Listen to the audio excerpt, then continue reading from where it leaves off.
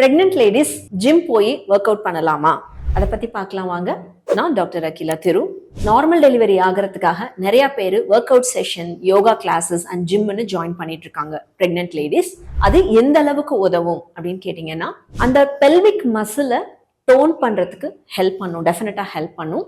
But அது normal delivery ஆகிறதுக்கு guarantee தருமா அப்படின்னு கேட்டீங்கன்னா தராது. பிகாஸ் நார்மல் டெலிவரி ஆகுமா, சி செக்ஷன் ஆகுமான்றது அந்த லாஸ்ட் டேல, லாஸ்ட் மினிட்ல முடிவாகிற விஷயம்.